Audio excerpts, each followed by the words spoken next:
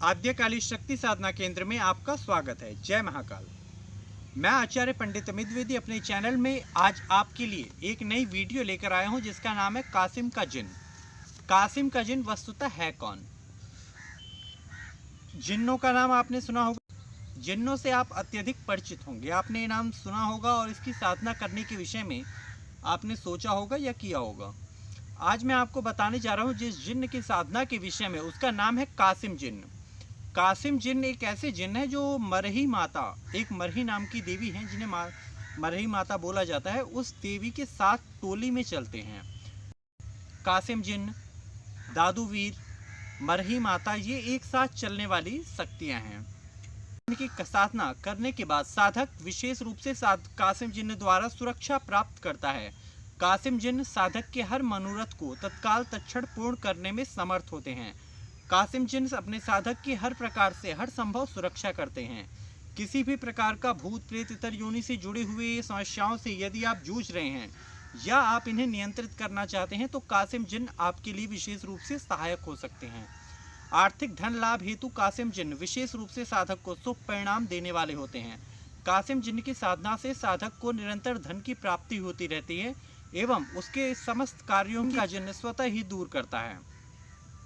वस्तुतः इन्हें कासिम का जिन्न क्यों कहा जाता है? एक जिन्न जिसे किसी कासिम नाम के व्यक्ति द्वारा सिद्ध किया गया था और उसने मरही माता के साथ इस जिन्न को जोड़ा था, तब से ये कासिम का जिन्न नाम से विख्यात हो गए।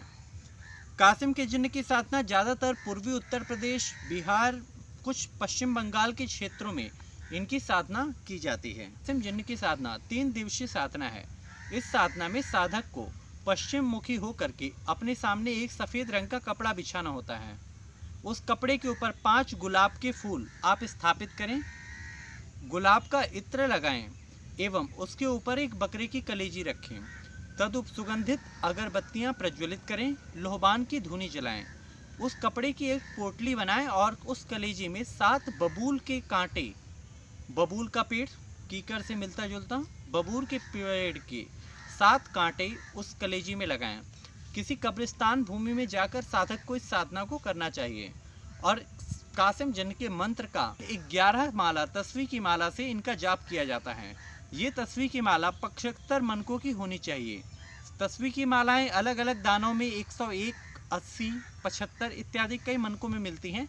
आपको जिसका प्रयोग करना है वो 75 मनके की तस्वीर की माला का प्रयोग करना है।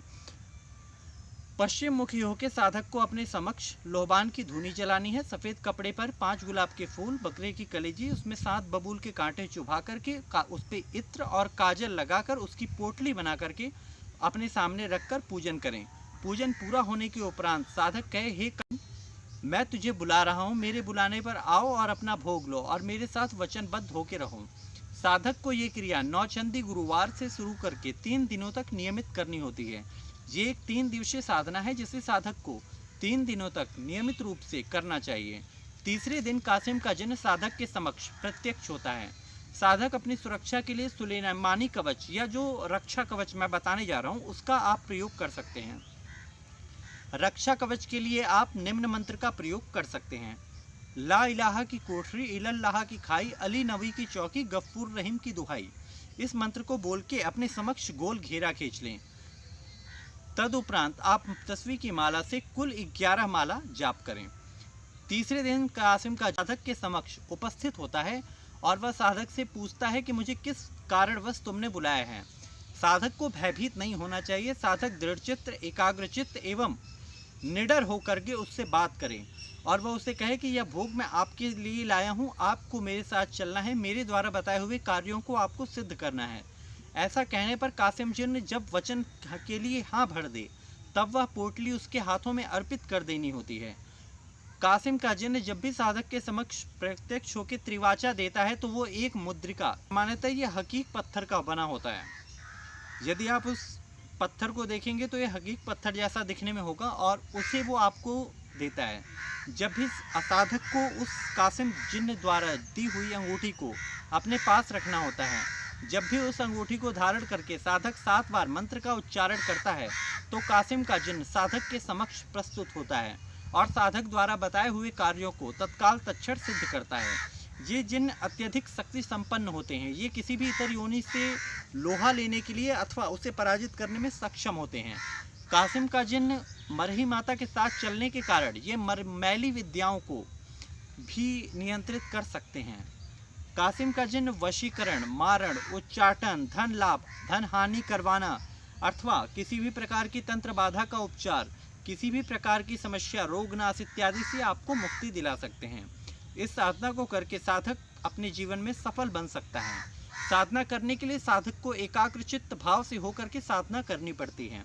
साधना शुरू करने से पहले आप स्नान जरूर कर लें। स्नान जो लोग नहीं कर पा रहे हैं, सर्दी की रात्रि के कारण यदि कोई स्नान नहीं कर सकता, तो ऐसी स्थिति में वो मेरे द्वारा बताए हुए मंत्र से वुजू कर लेना, अर्थात अपने हाथों को कोहनी तक और पैरों को घुटने तक धो लेना।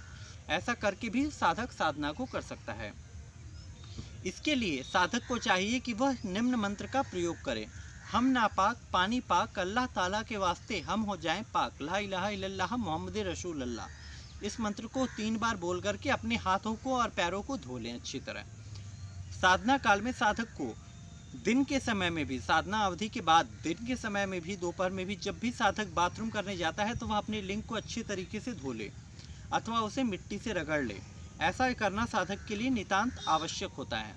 साधना काल में साधक को सफ़ेद रंग के आसन पर बैठकर सफ़ेद रंग की कुर्ता और सफ़ेद रंग का पैजामा या तहमद, आप किसी भी रंग की तहमद लपेट सकते हैं। सिर पर कोई भी रुमाल अथवा मुसलमानी टोपी रख करके ही इस साधना को करें। साधना में सुगंध का विशेष महत्व है।